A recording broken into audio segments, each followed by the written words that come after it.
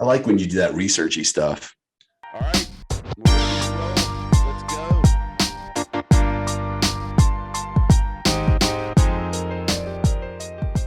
Paul, thanks for joining us. I dig that picture in the background. Who's that person I see over your left shoulder? That's Buddha. Oh, is it? Yeah, Buddha sitting on a bunch of rocks. So is it at the coast, or is that mountains in the background? Well, it's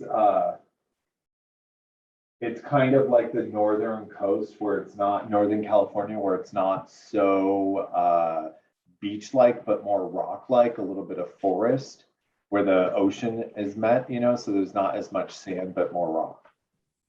I always like looking at the pictures in the background, but I can't see it that well. For all I know, that could be a little kid. So like I can't quite make it out. So when you said it's Buddha, that's not what I thought you were going to say. So in this office, my husband and I share it, and he's a shrink. And so we have to keep it very depersonalized because we don't want his clients to really know who or see.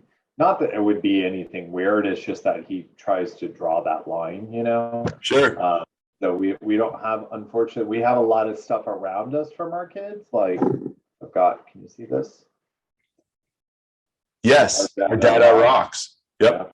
Yeah. So we have little stuff all over the place from them, but we don't have any pictures in here of those amazing little geniuses. How old are your kids? Our son Cooper is 6 years old.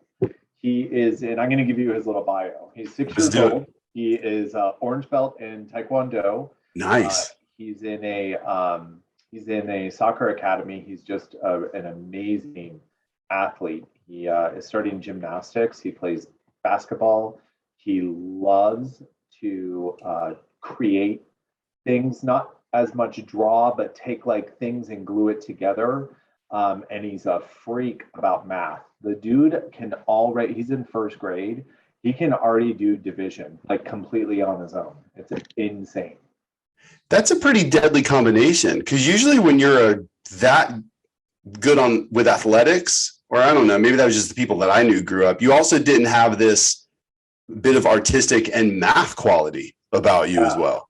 Yeah, he's one of those guys that, whatever he gets his hands on or touches, he's like 100%.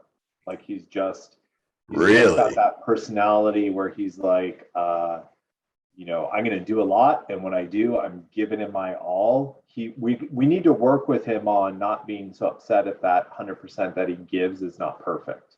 Like he gets really upset about it. A lot of kids 6 years old do that, and so our daughter Kennedy. Okay, so we got Cooper and we got Kennedy. Okay, go ahead. Yeah, Kennedy is our 3-year-old.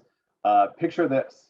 So 3 guys in a house, solo for 3 years, and all of a sudden this female is plopped in the middle of it. So 2 of the guys have not, our relationships with females are like friends or, our parents, but that was it's not as strong because we're not living with them every day. Both Aaron and I really haven't dated women. And then Cooper was like just around the 3 of us. And so now all of a sudden we have this beautiful, spirited, very energetic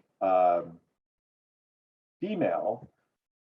And we're like, why are you crying? What's going on? What is this strange being? That's right. What is this? What's happening? It's so different. You don't get it. Can I just say how crazy it is that he has a 3-year-old daughter named Kennedy, and I have a 3-year-old daughter named Kennedy, who's also very energetic. There you go. That's cool. I love the name Kennedy. Like I've always loved that name. Cooper and Kennedy both are really good names. Those are good names. For it sure. Speaks to that name Kennedy, like gives you, I named her after Jackie O. And that's what she like kind of carries that presence. She like walks in a room and everybody's like, who are you? And she knows it kind of, you know what I mean? Like she really, she owns it pretty well. Right. I don't know if your daughter's like that or not, Thomas. My daughter is named after the Kennedys. Oh. And her original name, although it was too long, and we went with a shorter middle name. Her original name was going to be Kennedy Jacqueline Stillbinder. Oh, wow. And That's beautiful. yeah, so it was going to be a good combo, but we started writing it out and realized it's like 50 characters. So she could never sign a mortgage document. That would take forever, right? That's funny. So what does Cooper think of Kennedy? Like, is Cooper very protective? Is he gotten into big brother mode yet, or how's that working?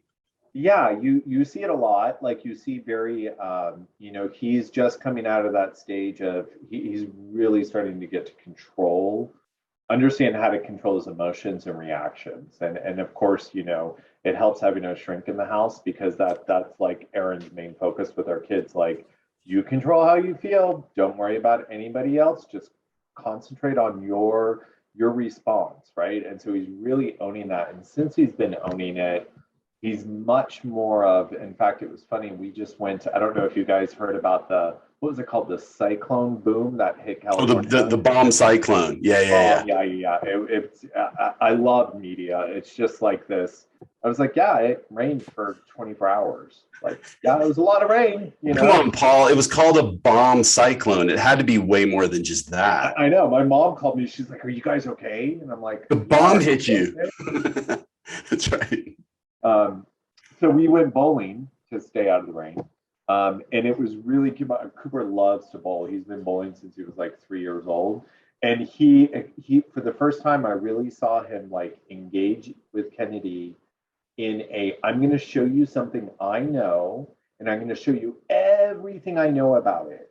And you gotta watch me. You gotta pay attention. Like, he was showing her how to bowl, and he kind of put her arm around her at the beginning of the alley to be like, look, your ball's going this way and you're going to strike down those pins. And so he's really getting to that point, to answer your question, of, showing her how to grow up. Right. And he is very protective of her, with other kids and even with us. Like, if she's, crying, she's like, Papa, he'll look at me and say, Papa, don't, just go give her a hug. Like, you've got to make sure she's okay. And Wow. I think to myself, yeah, well, it's not your kid, so why don't you get out of here? Yeah, but you're wrong about that, though. You know what I mean? Like, he's never going to see it that way. My wife and I, we have two boys, and they're older. One's in college. One's on a church mission, actually, in London, in England. And so he's going to be gone for a little bit. But there was a point at which I think one of the things I'm most proud of as a parent is that somehow, and I don't know, they don't come with a manual, and whatever books you read that other people wrote, you throw your little, ball of cells and neurons into this mix that are completely different than somebody else's, big ball of cells. I mean, we're not the same. Those kids are not the same. The environment's not the same. The nurture, nature, it's all different. But at some point, you start to realize what you think you've maybe done kind of well in your house, and the other things that maybe could have been improved. My boys are buddies. That they get along. They fight. I mean, don't get me wrong. They fight, but it's sort of it's like a earned relationship, though. Like, there's only one person that's allowed to beat up Tate, and that's his older brother, Abe. Nobody else is allowed to mess with Tate. Tate's now plenty where he can take care of himself. But there's this point where you realize they get along so well, and they do take care of each other. And that's something to be incredibly proud of. And once we started realizing that, my wife Nikki used to say, you guys are more important to each other than we should be to you. There's a point at which you need to know that if all else fails, you have each other.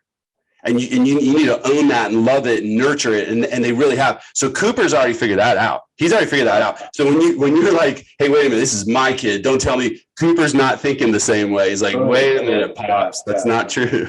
Yeah, that's as you're saying that, I'm sitting back and starting to realize, and they're right at that age that you're talking about, where they can start to form that relationship. Right. Now he's old enough, he's in the middle of his first grade. He's really understanding what it means to be in control of himself. And so since he's got that, now he can take that and nurture her with it. And, I think the next couple of years are going to be really, really joyful and interesting for us to sit back and watch that blossom. We've Right. already spent so much time concentrating on the four of us. We do a lot of stuff that is very bond-like experiences. Jump in the car and just drive somewhere for a week and do adventures. And as you start to do that, you really realize that it's your collective. Like this is what it's about. This is what it's for. This is our purposes. And you start to take that and then evolve that into understanding each other more and what needs are with each other. And I think what's going to be really awesome, as you were saying, is to see the two of them get closer, and to really sit back and say, our family wasn't created the atypical way, right? Mhm. Those kids were adopted. And so they have different genetics and different bloodlines, but because of the respect and admiration and love and alignment with purpose, we're starting to form this bond that is pretty insane. It's something that's really special, and people notice it when they're with us. And so it's part of life, and that's where you get the smiles from, man. No, I do know. And it's where, you and I were talking recently about how your life changed, and maybe your motivation in some ways changed once you became a father, once you started raising children, right? Once you had children in your life. Do you, and I want to talk about Access. I mean, that's one way you and I got connected, and I'm super intrigued by the mission. I don't know if that's how you would define it. That's sort of, as I listen to you speak, certainly there's a business model in there, and there's there's innovation, but it feels more like a mission to me than almost anything else. Do you, as you watch the kids, Cooper and Kennedy, learn and overcome adversity and learn how to get along, does it make you view adults a lot different also? And I bet that somehow relates even to what you're doing within Access and the other thousands of nonprofits that I see on your bio that you somehow touch at some level. Yeah, that's really interesting. I think what being a parent, what it did for me is it did my reaction to other adults' actions became much more like, that's not like, let's get real. Like, let's just have a conversation, work it out, and then move on, and you can move on and still have a difference of opinion, but let's be adults about it and move on. And it really kind of cut away at like the drama, the BS, the fluff, and it really brought things, I almost want to say a word like it makes things a little bit more raw or stripped down, I feel like, when you're a parent, but that might have a negative connotation to it. Would it, being a parent, my reactions and interactions with adults, and maybe it's because with kids, it's not always so real because they're so emotionally wound up or emotionally responsive. And so when I get with an adult, especially in business, but even as a friend, I want it to be much more real and engaging. And I want to find out, what is Eric about? Because I want to find that common ground so then we can build a relationship from that. Sure. Whereas before being a parent, being an adult, prior to being a parent was, you could have some, fluff, right? It didn't need to be so quick to the chase. I don't know if any of those analogies are ringing with you, but I think what I found, to me, becoming a parent, I always wanted to be a parent ever since I was a young, like 6, 7 years old. And that might be because I was the second oldest of 8 kids. Wow. Always, yeah. And so our age range of kids goes from 50 to 25. Wow. So a lot of my life, I was like bottles, diapers, and watching these kids grow, and being close to a lot of them and seeing what they've become as a human. that to me was the most exciting thing, because that encumbers like who you are, your love, that encumbers growth. It's society, it's everything, right? It's intelligence, it's emotion. And so becoming a parent has always been this thing that I've just wanted. And once I was at the point of being ready, meeting, a soulmate, and being secure enough in myself, when that occurred, it was a profound change for me. And I don't know if, I've had this conversation with many people. I don't know if the change was because it took so long to become a parent, meaning, Aaron and I worked on, prior to having Cooper come into our life, it was 4 years. It was a 4-year journey. Okay. It was a 3-year, and there were a couple of failed adoptions. And so once we got it, the embracing of it was like all in 100%.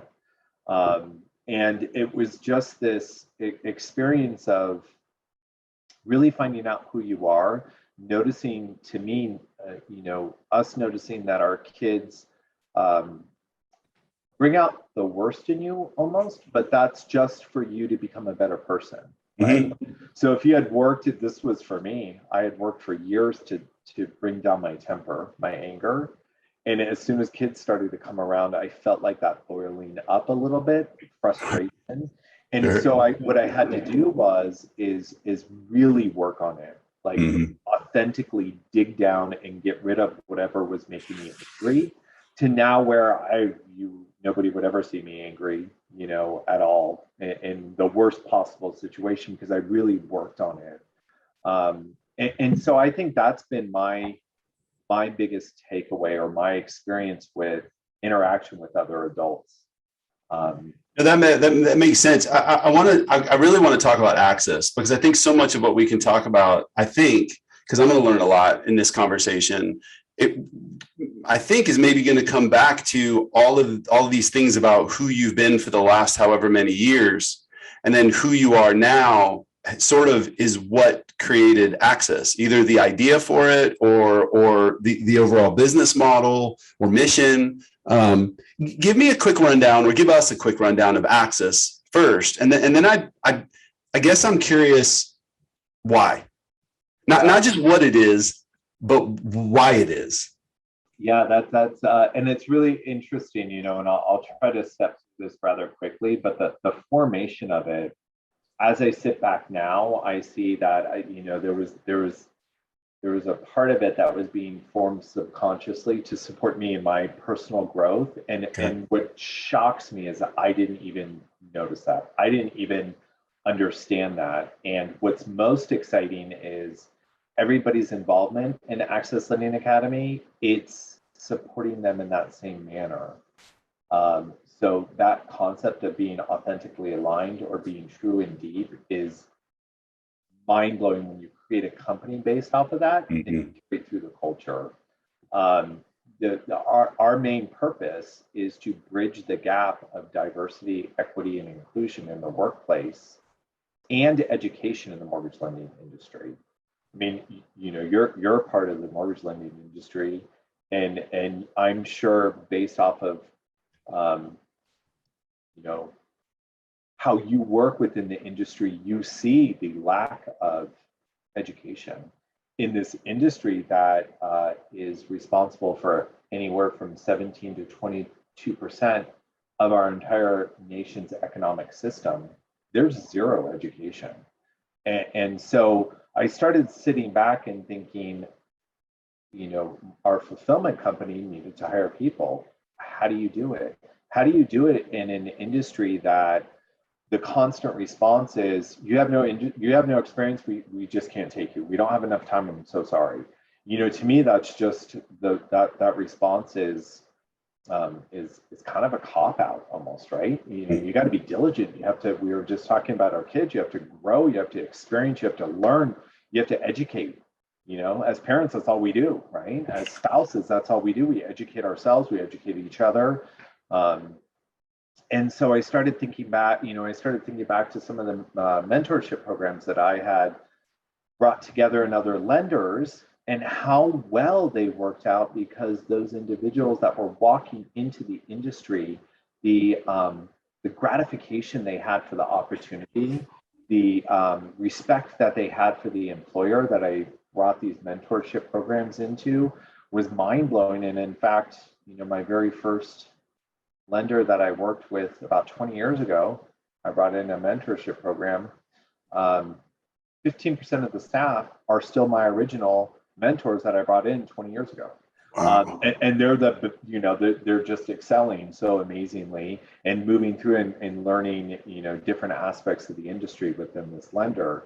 So I saw the need for that with my own personal company. And I thought, wow, if I have this need for this small fulfillment company that services, 12 lenders, and we've got a staff of 15 people, who else out there needs it, right? And so then I started to step back and think, wow, I sit on the board at the California MBA, and I'm involved in their DE&I committee. And so I started thinking about this committee, and that's when I had the ability or the foresight to marry the both of them. So how we bridge that gap is we provide a free 90-day education platform to diverse individuals who don't realize the opportunity of the mortgage lending industry, right? Who don't have the ability to grab onto this opportunity. And we provide them this very robust 90-day education platform. The learners come to school 4 days a week, 3 hours a day. It's all done virtually, but it's live. Our Dean of Instruction is there to work with our learners, to nurture them, to make sure that they understand the education that's being placed in front of them. And just like any other education model, everything we do is based on building blocks. So our first 30 days is a basic foundation course, everything mortgage A to Z. Our next 30 days is a lab function. So our learners roll up their sleeves and they get to start to actually understand what it means to issue a closing disclosure and issue a closing disclosure, how to underwrite a file and underwrite a mock file, how to issue loan documents and issue mock loan documents. And so from that, we've got our basic foundation building block, we've got our lab building block, and then we put them into a paid internship at our fulfillment company. So they're working with a variety of different lenders and they're actually doing these functions. And they start to understand what it means to work with a real live underwriter. And then we work with our industry partners, our permanent placement partners, and provide them an opportunity for a job in their first career. These are individuals who again haven't had the opportunity to work within a career, to sit down and say, here's an industry where I can make it. Here's an industry that provides opportunity in so many different aspects, whether it's in an operations or in marketing or in accounting or in administration, it's all right there. And so do you see that beauty, Eric, between we're providing opportunity based on the opportunity that our industry has? Absolutely. Well, the other thing that I hear is that you identified a problem, and the problem is I can't find enough capacity to support the needs of your organization at that point. Where do I find these people? And just churning the way that you saw the industry churning, which is I take your process or you take my process, right? I take your underwriter, you take my underwriter. We just play the spinning wheel. There's got to be another avenue. You create the avenue. But then after that, you saw another opportunity, and that was on the diversity side. And so you married the two. And I think that's a great story. I have a question though. So who are the people that want to be a part of this? And do they come to you? Do you find them? How do you come up with your list of students for the next semester, as an example? Yeah, so our learners, it's a combination. I've done a lot of work with, some great schools like Cal State Long Beach. Mm-hmm. I'm enrolled in part of their program for, paid internships and what do you do after you graduate. I've also done a lot of work with vocational schools like Green Dot. I've done a handful of presentations with the EOP, which is also affiliated with Cal State Long Beach. Education Opportunity Program. And Okay. so that's a funded organization or a funded, nonprofit organization that supports students financially who have the ability and desire to go to school but don't have the financial means. Okay. So we're syncing up with a lot of different, really robust, fantastic organizations nationwide that are working in conjunction with Access Lending Academy's purpose and mission. We also find students and learners through, this is going to sound really silly, but just a basic advertisement about our paid internship. And I can't tell you the enormous response we get when we do that, because our industry is known by so many people. And so many people want to break into the industry, but they're stopped with the door being slammed in their face if they don't have experience. And it's a shame to me that our industry is missing out on these diverse individuals who come to the table with so much enthusiasm and desire to be successful. And if given this opportunity, some of in our second class, we've placed all 3 of our learners from our first class. I almost tear up when I think about these individuals that are working at these amazing lenders, title companies, and the reports that we're getting back from them, changing our culture, changing our environment, go-getter, doing whatever it takes to do the right job. I mean, they're the quintessential team member because they're increasing bottom line due to efficiencies, and they're raising and lifting the culture and environment. Now, one important thing I didn't mention, I don't think, when we were talking about Access Lending Academy, and I learned this being a parent, we were talking about, how we've developed with being a parent, having children and being a part of a family and raising a family. Because of what these individuals have gone through, because of their diversity, because of not being included, these individuals are, for better lack of terminology or an analogy, they're placed in a box, right? So they're either placed in a box because of their diversity by themselves or by society. Mm-hmm. I know firsthand, being a gay male that was raised in an extremely conservative family, that was told when I came out to my family that I would not be successful, I would not find the love of my life, that I'm making the worst choice that I possibly could make. Carrying that and seeing that and feeling that scars you, that really hinders your ability to launch, that really hinders your ability to understand your self-worth and to know that you can give all you have to give because you're being squashed. And so because of that, Access Lending Academy, I would almost say 50% of our success is based off of our wellness program, which we bring our learners into after day 20. And they ride the wellness program all the way until they're hired. Our wellness program concentrates on our learners understanding who they are, their self-worth. And it's about having a healthy mind, body, and soul. And so they work with one of 3 professionals on a weekly basis. The first one is a licensed marriage family therapist. The second one is a physical education specialist and meal nutritionist. And the third one is a communication specialist.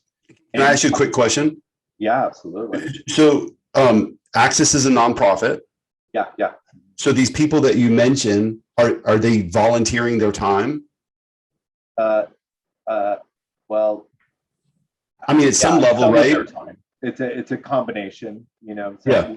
we pay them a little bit, but they're volunteering their time. I guess the point is these people could certainly make a lot more money filling that hour by their own clientele. I guess that was my point, that you have good people that obviously see the value in the mission and are giving of their time to this nonprofit to create value for these individuals. Let's talk about the wellness program, because this is near and dear to my heart. I spoke to our group a couple of weeks ago just about my concern about everybody's physical and emotional health during the last couple of years that we've all been through, right? And just making sure that we're doing the blocking and tackling to take care of our minds and our bodies, whatever that is. For what I do is probably a lot different than what you do, Paul, but that doesn't make it right or wrong. We need to be doing something. Tell me about that wellness program. Let's dive deeper into that.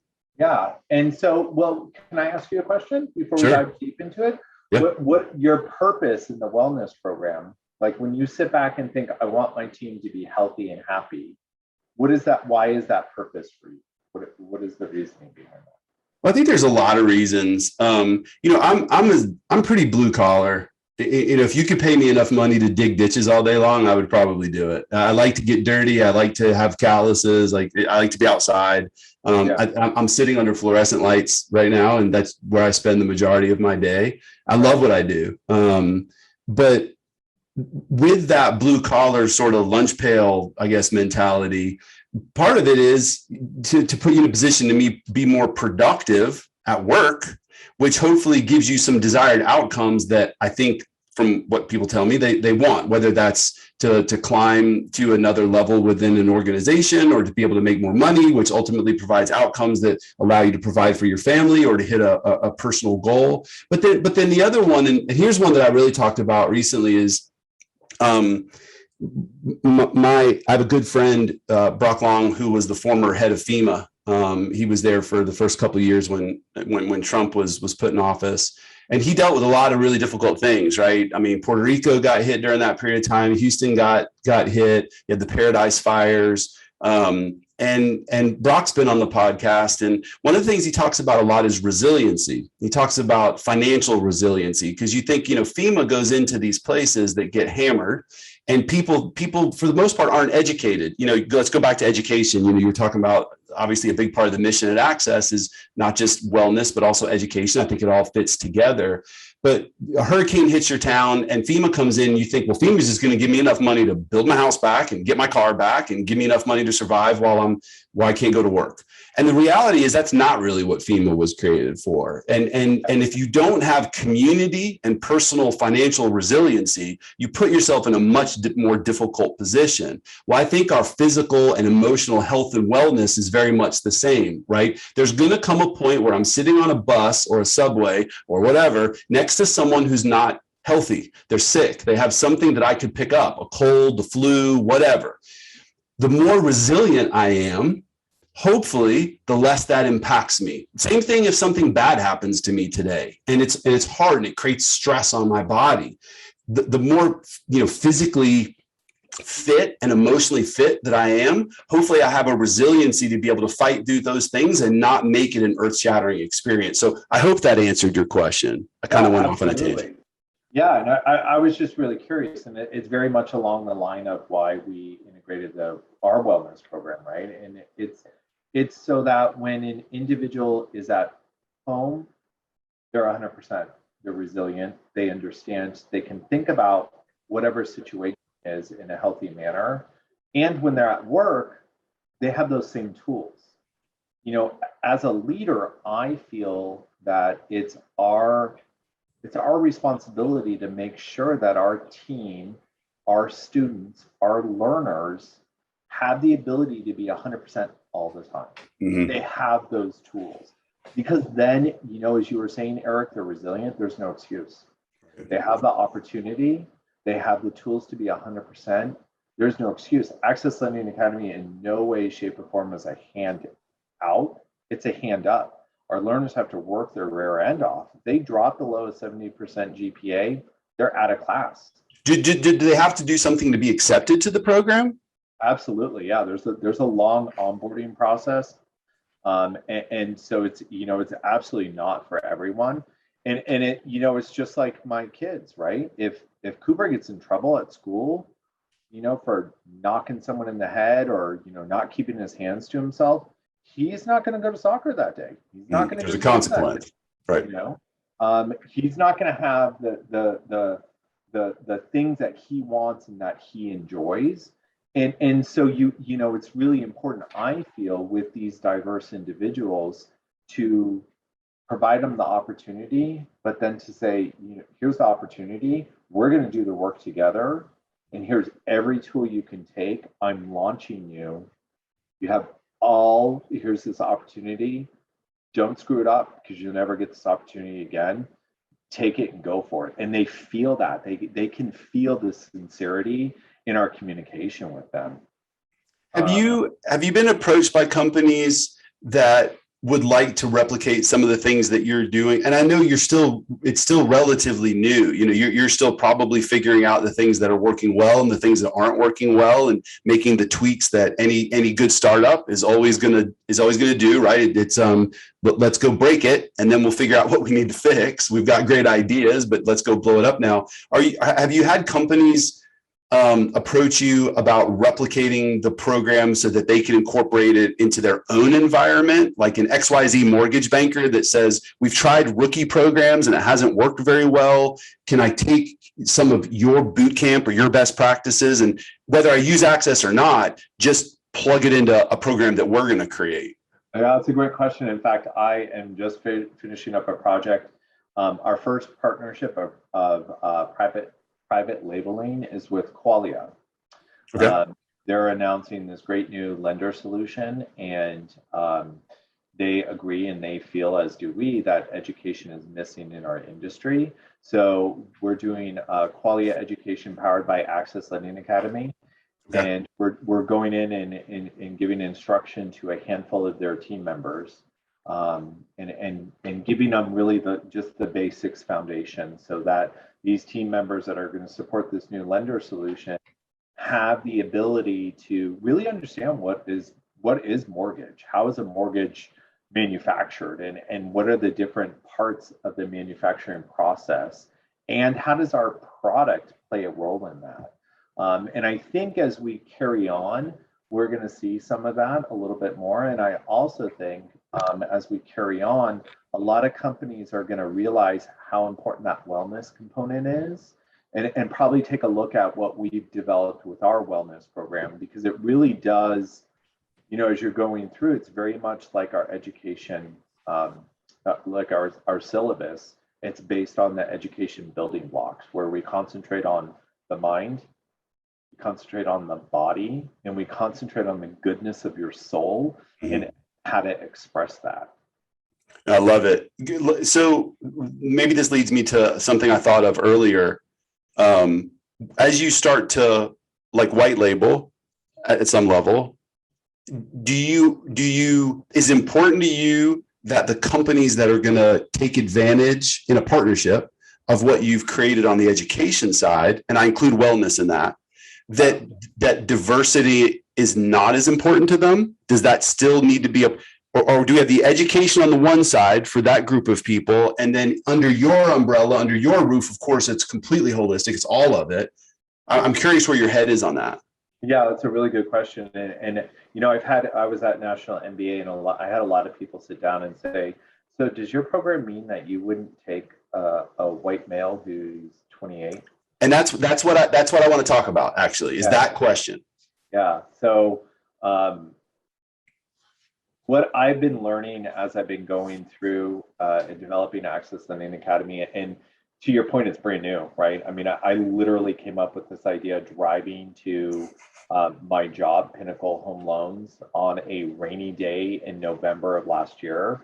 And I think I almost got in an accident, and I made 3 phone calls to 3 very important people who are now my board members. And I said, what do you think of this? And they mic dropped and were like, this is amazing. But as what I've learned 2 very important lessons related to your question. And this isn't digging for a response, there's diversity in everyone. At some point in time, every single individual has been in a position of not being included, has been in a position of being the odd man out. And what that does to the self and what that does to the individual is the exact purpose and reason for Access Lending Academy. Mm-hmm. Some people might have been in that space of not being included for shorter than others.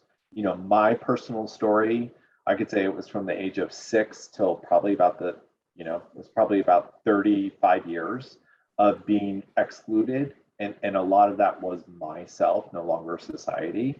There are individuals where I've heard stories where it's been a couple of years,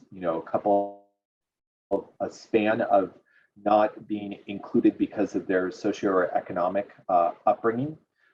But every individual has had this moment in time where they were forgotten about, where they were excluded, and Access Lending Academy is there for all, right? If we weren't true to who we were and our purpose, and we excluded that 28-year-old white male, we would be on the wrong side of that coin.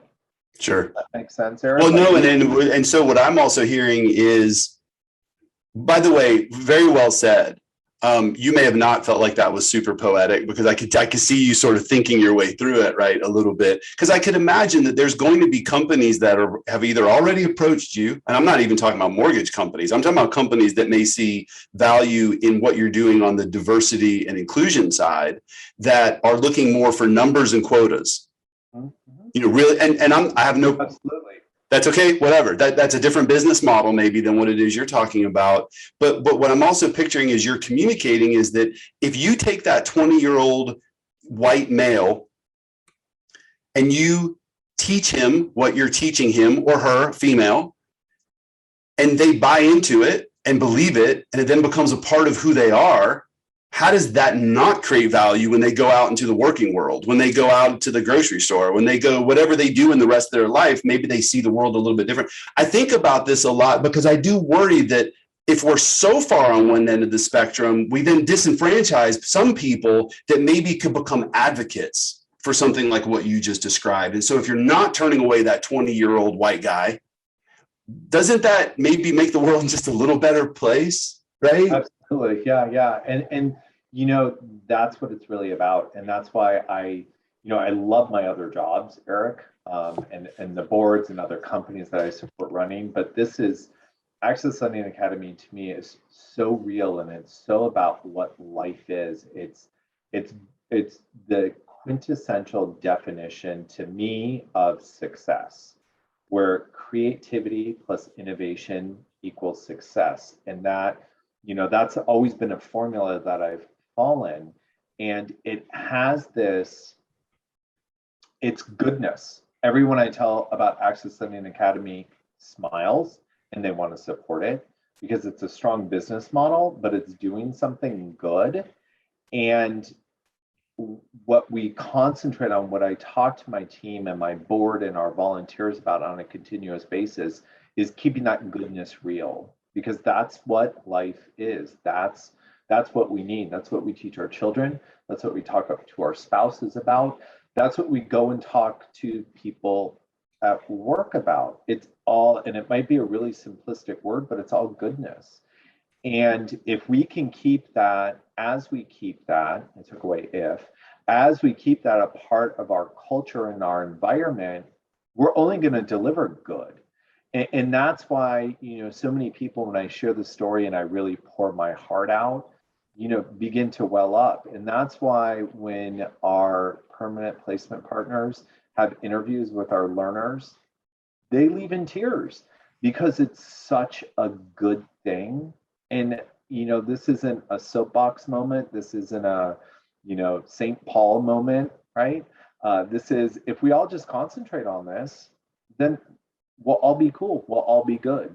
And so to your point, a 28-year-old white male or a 28-year-old white female, the reason why they're coming to Access, we'll figure it out, and we're going to support them. Because everybody we're drawing to us, everybody we're engaging with in our platform, there's a reason, because our mission and our purpose is so soulful and so meaningful that we're just creating this energy that has this momentum, and it's just rolling. Do you think that part of the reason why you get the responses that you get when the learners, I'm not saying students, learners, when the learners, right, progress into ultimately to their employer, to the work environment, they've graduated and now they're out doing their thing, and you get these responses. Do you think that part of it is that also it started from a different place from a motivation perspective? And let me maybe tell a quick story so you can kind of hear what I mean. You know, I came up in this industry as a recruiter, and my partner and I at some point identified that there was another opportunity inside of all of that, which is where the software company came from, which is where Model Match came from. And so, but one of the things I found as a recruiter was when I would ask people, how did you, especially on the sales side, Paul, but when I would ask people, how did you get into mortgage banking? Because to your point, there's no education. You don't just say, hey, I'm going to sign up for this class at my community college and I'm going to mortgage 101 and I'm going to be a mortgage banker. That's great. Well, the answer was usually that I was doing something else. I went to a high school graduation and my buddy rolls up driving a Porsche and he's got a Rolex on and he's just living the life. And I said, dude, what are you doing? And he said, I'm a mortgage banker. I'm a loan officer. I got to give this a shot. And that's usually where it started. I'm being super general here, right? Like that's not all the time, but there was a fair amount of those stories. When they start from that place, from a motivation perspective, that is way different than what you're describing right now. And maybe that's part of the reaction that you're also seeing, is that the intention and the motivation is very different from point A. And once you get them to point Z, it's in full bloom. Yeah. You know, what's really interesting, you know, as you were talking about that story, Eric, and you asked that question, I went to our very first topic of conversation. How has my relationship with adults changed since I became a parent? And I was talking about, you know, being a little bit more raw, being a little bit more real, being a little bit more authentic, straight to the point. And I feel like that's what Access Lending Academy is about, and that's what it offers. So yeah, you know, some of the guest speakers that come to our class talk about, I started at an entry-level position like you're going to 5 years ago, and now I'm a VP of operations earning $200,000 a year. So there is a little bit of that motivation, but really what our learners are understanding is you're going to change the trajectory of your life. We understand where you are, we understand your ability, and we're going to support you in getting there as long as you walk with us. And because we're making them walk with us, and because they're doing the work, and because, you know, our onboarding experience knows their personality skill set is perfect for an operations or administration function in our industry, because we know all of this, and because you're working with us, and because you're being educated, you're not being trained, you're being educated on the entire process. So there in itself, we're saying to these individuals, we know you have it in you. So we're going to teach you everything we know. We're providing you with everything we've got. It's real for them. It's not a flashy thing. It's substance. And they see that, and our permanent placement partners see that. And people that I talk to, like you, see that realness. And I think right now, after everything everybody's gone through, politically speaking, you know, the pandemic, whatever side you're on, people just want to know what's real. And so I think it's very comforting for everyone that's involved to experience that. For sure. Absolutely. I still envision that you know, you told a validating story is what we call it. So a validating story is that here's a person, they went through the classes or they went through a particular process. 5 years later, I'm VP and I'm making this much money. That's a validating story. It creates trust because I'm not the one that you're trying to prove concept with. You've already proven concept in some ways. I'm not the first one in the door. I guess the difference is that the motivation to walk in the door was still a little bit different, because that person that saw their buddy, that the validating story was the Porsche. That was the validating story, or whatever, the Rolex, or, you know, in your case, the validating story came second. The intent and the motivation to walk in the door to say, hey, I want to be a part of this. I want to change my life. Here's somebody that's willing to give me time to help me do that. It just starts in a little different place. I'm excited about that. You know, I was excited to have you. I was excited to talk to you, period, whether you were willing to actually record and put it out there on the walk. But I'm excited to see where you guys are a year from now, 2 years from now. I'm excited to be available, to be a part of that journey. If there's anything that I can do and that our company can do, but me in particular, me, Eric, to be a part of that journey. You know, something else you said the other day to me that I thought was interesting was that I think in your mind, you also see our overall education system maybe going a little bit, we talked about the vocational route, but I think there's more to it. I'd love your take on sort of, especially with small children right now who are getting ready to enter in, and Cooper's already doing it, entering into the school system, whatever that may be. This sounds like a model that you envision our overall education system may be gravitating towards. Absolutely, 100%. At a little bit of an older age, right? But I really think our education system is going to transfer much more into vocational schools, much more into the private realm. And this isn't a statement of public schools are bad or not bad. I even feel that public schools are going to start going back to, here are the basics, but what are your interests? And we're going to support you in where your interests and your personality click. And here's some concepts and ideas, and you can go to class, you can go to school, you can be educated on this industry that might be a good fit for you. And so I truly believe that the level up of private universities, vocational schools it's gonna be much more robust. And I think in the very near future. And so Access Lending Academy has set itself up for, right now we're concentrating on operation functions, whether it's processing or closing, but we're also going to start adding in education platform for title and escrow, appraisal AMC, becoming notarized, sales, origination, and kind of run the gamut throughout the industry and with affiliates and solution providers.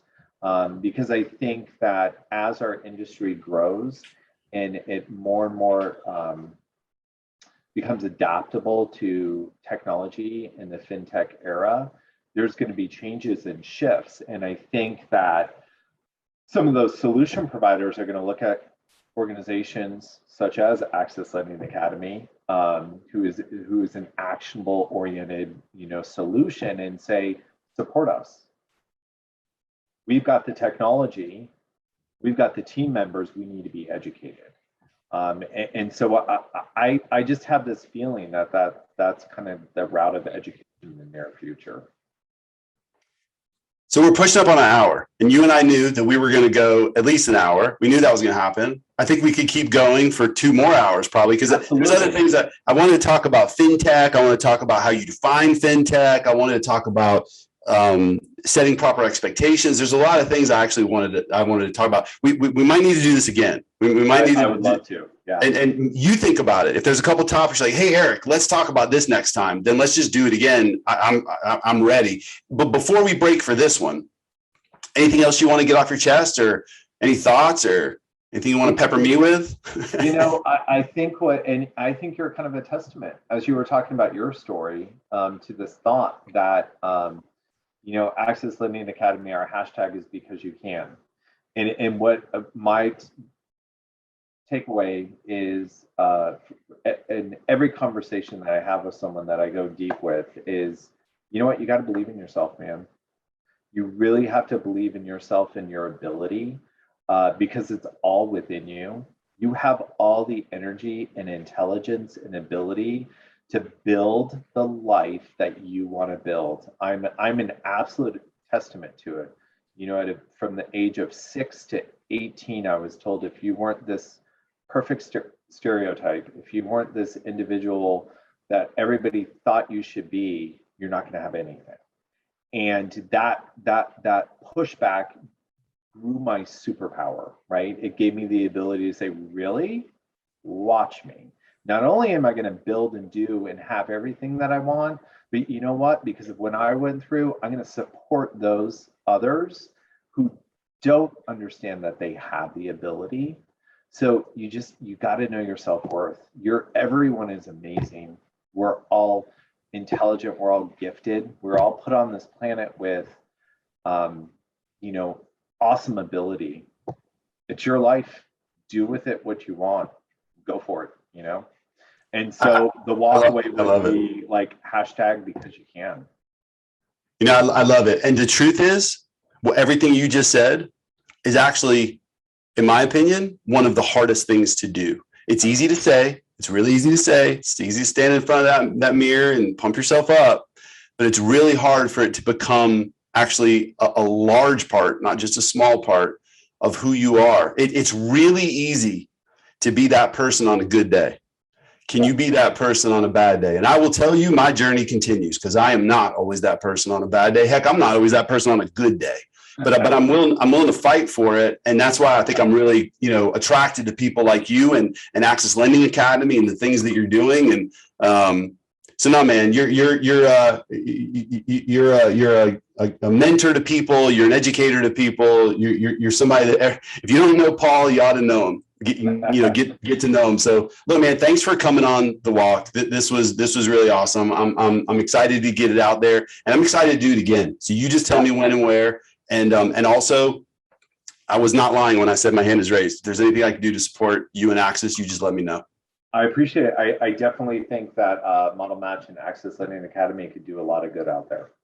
I think we can. I think we will. So I appreciate you, bud. Thanks again for coming on. See you, Paul. Bye.